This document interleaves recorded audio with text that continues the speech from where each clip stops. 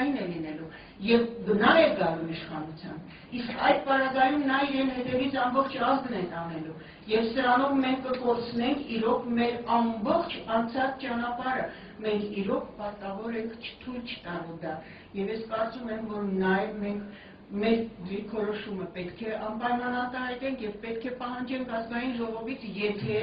ազգային ժողովը քննարկելու է հարցը անպայման լայնածավալ լսումներ իրականացնեն ազգային ժողովում եւ բոլորս պետք է ներկա լինենք եւ մեր կարծիքը կտրականապես դեմ մեր կարծիքը արտահայտենք շնորհակալություն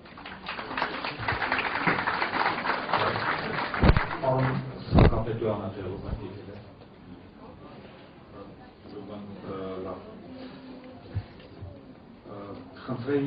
պարոն Հարություն Մեսրոպյան մոտենալ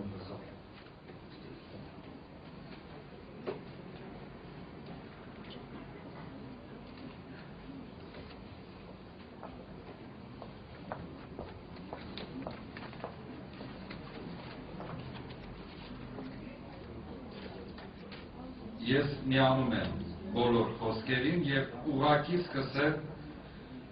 ռեալ առաջարկություններից։ Ուրեմն առաջինը ես կառաջարկեի, որ այսուհետ մի սկզբունք ընտրենք։ Այն պետական կառույցը, որը օրենքով սահմանված կարգով չի իրականացնում իր պարտականությունները, հասարակական հիմունքներով ստեղծվի զուգահեռ հասարակական կառույց եւ սկսի այդ պետության ֆունկցիաները ուղղակի զուգահեռ տանի, որպեսզի մենք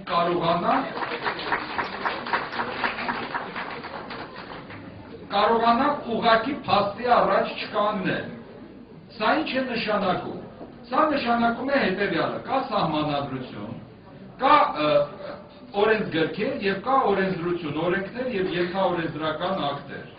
Նույն լեզվի հարցը, եթե դուք հիշում եք, արդեն 90-ականներից սկսվում են տարբեր բարեփոխումներ, բարեն ճակերտավոր փոխումները առանց ճակերտների։ Եվ ստացվում է, որ ամեն հաջորդ բարեփոխումը խախտում է նախորդ օրենքը, հետո արդյունքը լինում է բացասական արդյունքը բերում են 5 նոր բարեփոխումների։ Օրինակ, դպրոցների մակարդակը իջեցնելով,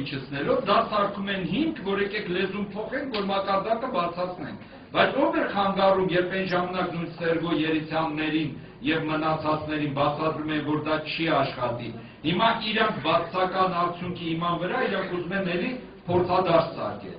Դրա համար օրինակ նույնը եւ լեզվի տեսչությունը։ Ինչու չստեղծել հասարակական հիմունքներով լեզվի տեսչություն, որը կարողանա այդ գործերը սկսի անել, սկսած ցուցանակներից վերջացրած ամեն ինչով։ Խնդիրը կայանում է նրանում, որ այս դեպքում մենք ունենք երկու արդյունք։ Առաջինը կառավարական օղակները կհասկանան, որ զուգահեռ սկսվում է մրցակցություն։ Չէ՞ որ մեզ մոտ մրցակցություն է եւ մենք շուկայական հարաբերություններ ենք անում, եկեք կառավարության համար շուկայական հարաբերություններ ստեղծենք։ Երկրորդը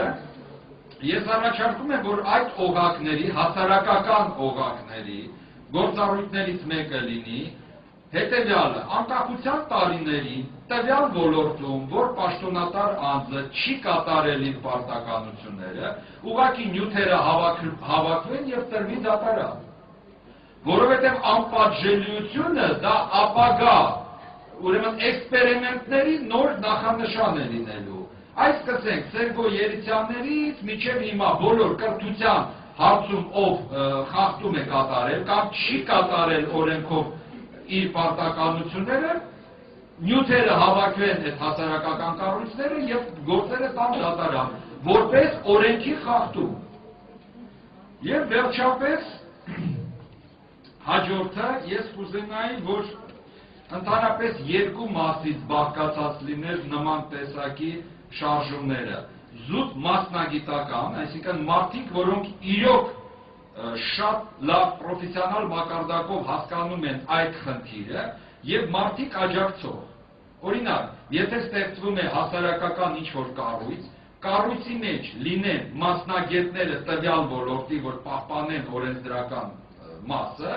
իսկ աջակցող խումբը մնացած հարցերով զբաղվի, սկսված կազմակերպչական եւ այլն։ Դա կբերի նրան, որ մենք ունենանք բավականին արդյունավետ զուգահեռ օրենք պաշտպանող կառույցներ։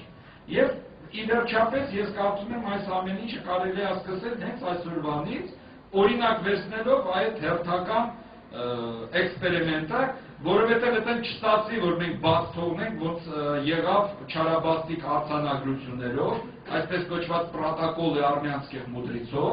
որը ստորագրվեց եւ մենք ստացում ենք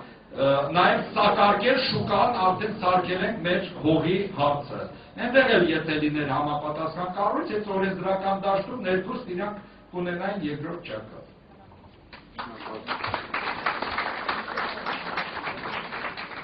Ուրեմն խոսքը տրվում է տելեկատրական տեխնոլոգիաների հիմնադրամի նախագահ Գարեգին Ջուկազյանի շնորհակալություն։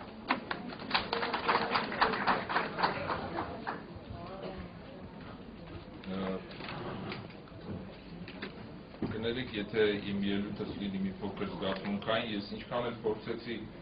շարադրել տրամաբանորեն իմ մտքերս, ոչ մի կերպ չեմ տեղավորվում տրամաբանական կառույցի մեջ։